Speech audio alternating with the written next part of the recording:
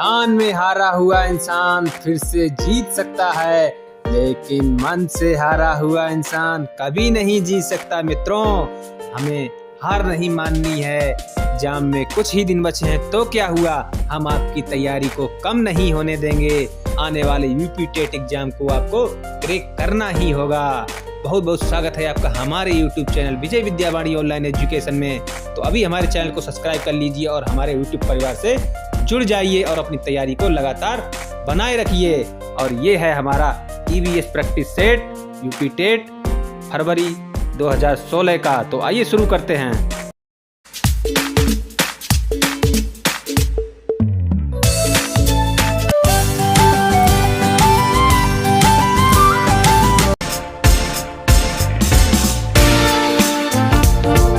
आज का हमारा यूपी टेट पेपर फर्स्ट, जो कि पर्यावरण अध्ययन से है, ये पेपर 2 फरवरी 2016 को हुआ था। इसकी आज हम प्रैक्टिस करेंगे स्पीड के साथ, और जिस क्वेश्चन पर हमें विश्लेषण देना होगा उस पर सटीकता से विश्लेषण देंगे। और आप लोग उसका जो भी समस्या होगी उसमें कमेंट बॉक्स में, हमारे कमेंट बॉक्स में सेंड करेंगे। और हमारे चैनल को लाइक करें, सब्सक्राइब कर लें, बेल आइकन प्रेस कर लें, जिससे हमारी नोटिफिकेशन आप तक पहुंचती रहे। तो आइए शुरू करते हैं। हमारा पहला क्वेश्चन, मानव जीवन के क्रम में 2 पैरों पर चलने का सबसे बड़ा लाभ क्या है? शरीर को अच्छी प्रकार आधार देना, शरीर का भार कम होना, हाथ स्वतंत्र रूप से मस्तिष्क की आज्ञानुसार कार्य करते हैं, अधिक तेज चलना। तो इसमें क्या होगा? अधिक तेज चाल। तो इसका जो राइट आंसर होगा ऑप्शन नंबर सी इसका राइट आंसर होगा। इसी के साथ अगला क्वेश्चन देखते हैं। प्रेक्षण विधि की सीमाएं हैं, क्या होगा इसका आंसर? इसका जो राइट आंसर होगा ऑप्शन नंबर डी। इसके ऑप्शन आप स्वयं देख लीजिए। अगर कोई समस्या है तो हमारे कमेंट बॉक्स में सेंड करिए। अगला क्वेश्चन देखते हैं। इकोसिस्टम की सही परिभाषा क्या होगी? परस्पर क्रिया करने वाला जीव समुदाय, किसी संस्था का अजीवी घटक, पृथ्वी और वायुमंडल का क्षेत्र जहां जीव रहते हैं। डी है जीव समुदाय और उसके वातावरण का संतुलित तंत्र। तो इसका जो राइट आंसर होगा ऑप्शन नंबर डी इसका राइट आंसर होगा।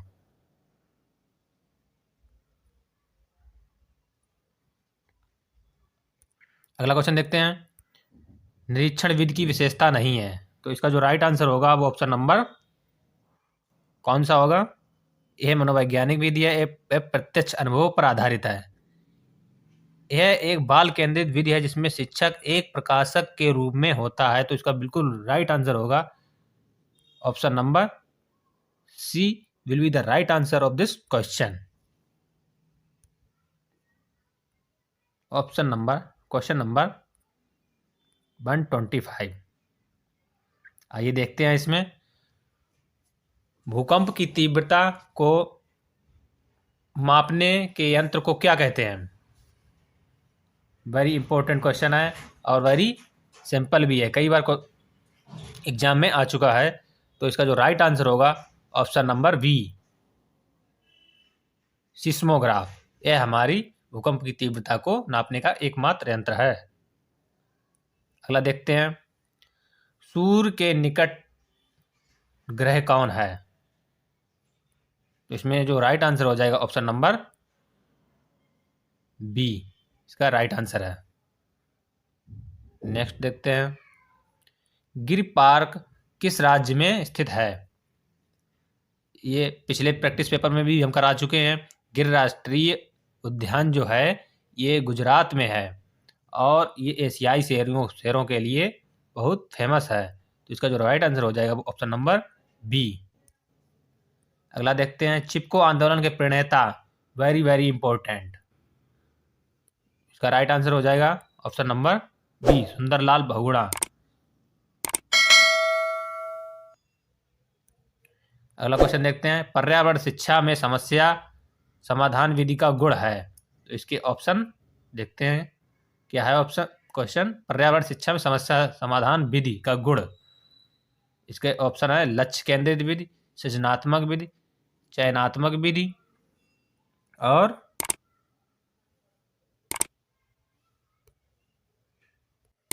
इसका जो राइट आंसर होगा ऑप्शन नंबर डी, इसका राइट आंसर है।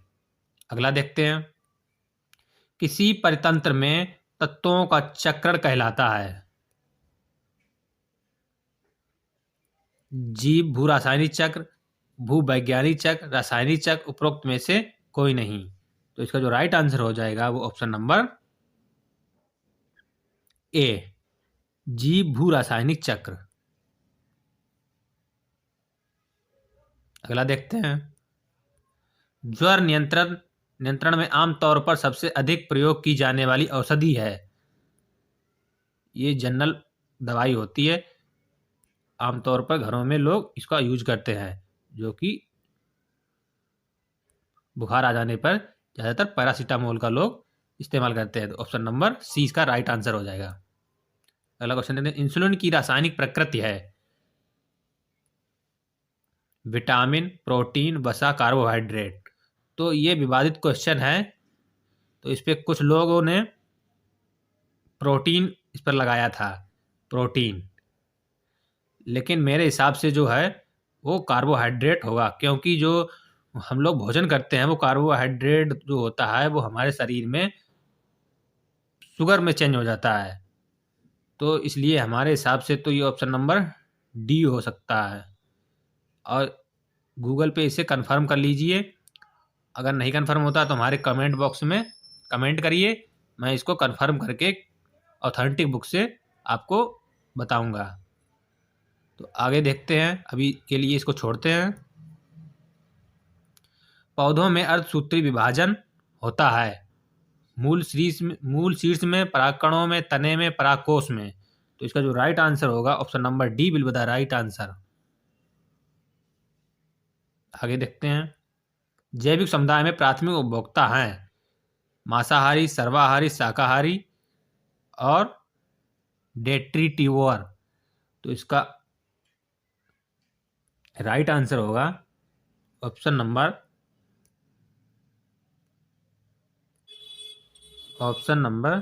सी। जो हमारे शाकाहारी होते हैं, जो हरे पेड़ पौधों पर जीवन यापन करते हैं, वो प्राथमिक उपभोक्ता के अंतर्गत आते हैं। अगला क्वेश्चन देखते हैं, आलू, प्याज, अदरक। ये भी बहुत इंपॉर्टेंट क्वेश्चन है, ये हमारे साइंस में भी आता है और ये ईवीएस में भी पूछा गया है। तो इसका जो है आलू, प्याज, अदरक, ये हमारे जड़ नहीं है, ये तना के अंतर्गत आते हैं, तना। अगला क्वेश्चन देखते हैं, दही निर्माण हेतु कौन सा सूक्ष्म जीव उत्तरदायी है। तो इसका जो राइट आंसर है वो लैक्टोबैसिलस। इसका जो राइट आंसर है वो है लैक्टोबैसिलस। ये किण्वन विधि द्वारा इसका निर्माण होता है दूध से। अगला क्वेश्चन देखते हैं, मानव रुधिर की खोज सर्वप्रथम किस वैज्ञानिक ने की। कार्ल स्टीनर, जेनिंग्स, पैंटिन, एमास्ट, कार्ल मार्क्स। तो इसका जो राइट आंसर है option number A will be the right answer of this question, Landsteiner. इनका पूरा नाम है कार्ल स्टीनर। अगला क्वेश्चन देखते हैं, 138, निम्नलिखित वाहनीय ईंधनों में से किसको आजकल पर्यावरण स्नेही माना जाता है। पर्यावरण स्नेही का मतलब होता है कि जिससे प्रदूषण कम हो। तो हमारा जो ऑप्शन है, डीजल से भी प्रदूषण होगा, पेट्रोल से भी प्रदूषण होगा, द्रवित पेट्रोलियम गैस, संपीड़ित प्राकृतिक गैस, पेट्रोलियम गैस, इससे भी प्रदूषण होगा। और ये जो एक ऑप्शन है, इससे प्रदूषण नहीं होगा, जैसे हमारी सीएनजी गैस है, हाइड्रोजन गैस है, इनसे प्रदूषण नहीं होगा।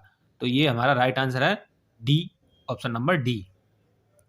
आगे देखते हैं, 139, एक कोशिकीय सूक्ष्म जीव है, इसका राइट आंसर होगा, इसमें ज़्यादा देखने की जरूरत नहीं है, इसका जो राइट आंसर है सभी को मालूम होता है, एक कोशिकीय जीव पैरामीशियम होता है। आगे देखते हैं, ऑप्शन नंबर 140। निम्न में से कौन सा पादप उत्पादक साबुन का विस्थापक है? रुद्राक्ष, रीठा, तेंदु, ये सभी। तो इसका जो राइट आंसर हो जाएगा option number B will be the right answer. तो इसमें क्या होता है, साबुन बनाने में रीठा का प्रयोग किया जाता है, इसलिए इसका ऑप्शन नंबर बी हो जाएगा। अगला, जब मोर सांप को खाता है, सांप कीड़े को खाता है और कीड़े हरे पौधे को खाते हैं, तो मोर का पोषण तल होगा, क्या होगा? ऑप्शन देखते हैं। ऑप्शन है प्राथमिक उपभोक्ता, अंतिम घटक, अंतिम अपघटक, प्राथमिक अपघटक, खाद्य पिरामिड के शीर्ष पर। तो इसका राइट आंसर ऑप्शन नंबर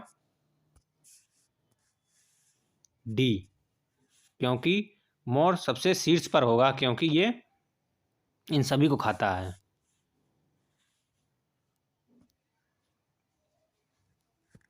अगला है 142।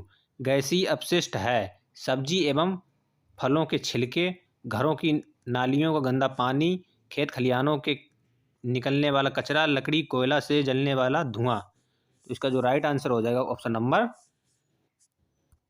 D will be the right answer, क्योंकि लकड़ी तथा कोयले से निकलने वाला धुआं गैसीय अपशिष्ट का उदाहरण है। इससे methane, carbon monoxide, carbon dioxide आदि गैसें निकलती हैं जो पर्यावरण को नुकसान पहुंचाती हैं। अगला देखते हैं। निम्नलिखित में से कौन से पौधे दूर दूर प्रसारित होंगे? ए है बीजाणु द्वारा प्रकीर्णित पौधे, बीज द्वारा प्रकीर्णित पौधे, फल द्वारा प्रकीर्णित पौधे, कायिक जनन द्वारा। तो इसका राइट आंसर हो जाएगा ऑप्शन नंबर सी। अगला देखते हैं। जब एक जीव लाभ लेता है बगैर दूसरे सहजीवी को प्रभावित किए तो कहलाता है परजीवी, सहभोजी, मृतोपजीवी, सहजीवी। तो इसका राइट आंसर होगा ऑप्शन बी, क्योंकि सहजीवी नहीं होगा, क्योंकि अगर सहभोजी ना दिया होता तो ऑप्शन नंबर सहजीवी हो जाता, क्योंकि इसमें सहभोजी ज़्यादा परफेक्ट है। नेक्स्ट देखते हैं। राज्य सभा में होने वाली सभाओं की अध्यक्षता कौन करता है? उपराष्ट्रपति, राष्ट्रपति, प्रधानमंत्री, भारत के मुख्य न्यायाधीश। तो इसका जो राइट आंसर हो जाएगा वो ऑप्शन नंबर ए, उपराष्ट्रपति करता है। अगला देखते हैं। निम्न में से कौन सा कायांतरित शैल का उदाहरण है? बलुआ पत्थर, ग्रेनाइट, संगमरमर या चूना पत्थर। इसका जो राइट आंसर होगा वो ऑप्शन नंबर सी। ये क्यों होगा? संगमरमर एक कायांतरित चट्टान है, यह चूना पत्थर के कायांतरण से बनती है।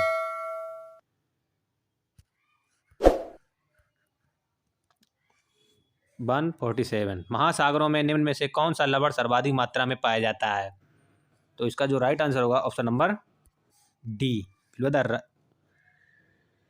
Will be the right answer, option number D. क्यों होगा? क्योंकि इसमें जो सोडियम होता है वो महासागरों में अत्यधिक मात्रा में पाया जाता है, जो कि नमक का रासायनिक नाम है सोडियम क्लोराइड। और नमक कहाँ पाया जाता है सबसे ज़्यादा? महासागरों में। इसलिए हमारा जो राइट आंसर हो जाएगा ऑप्शन नंबर डी। प्लेग है विषाणु जनित बीमारी, कवक जनित बीमारी, जीवाणु जनित बीमारी, खनिज जनित बीमारी। तो इसका जो राइट आंसर होगा ऑप्शन नंबर सी, जीवाणु जनित बीमारी।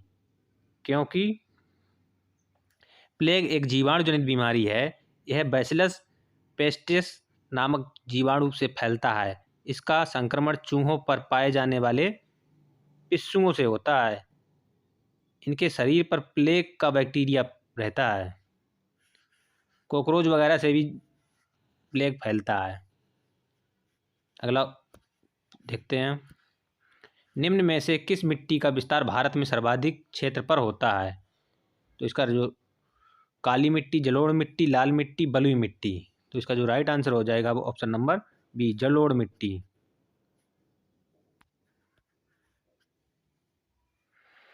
अगला देखते हैं, जो शाकाहारी जंतु भोजन के लिए हरे पेड़ पौधों पर निर्भर रहते हैं वे क्या कहलाते हैं? प्रथम चरण उपभोक्ता, द्वितीय चरण, तृतीय चरण उपभोक्ता। तो इसका जो राइट आंसर हो जाएगा वो प्रथम चरण के उपभोक्ता, क्योंकि जो हमारे हरे पेड़ पौधे होते हैं वो प्रथम चरण के उपभोक्ता की श्रेणी में, शाकाहारी जंतु जो हरे पेड़ पौधे खाते हैं और प्रथम श्रेणी के चरण में आते हैं। जैसे हमारी गाय, भैंस, बकरी, ये सब प्रथम चरण के उपभोक्ता हैं।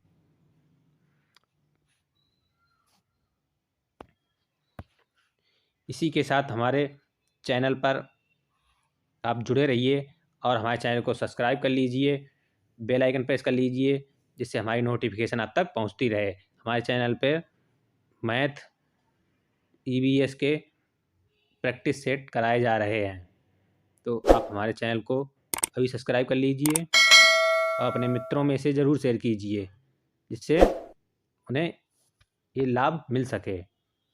धन्यवाद।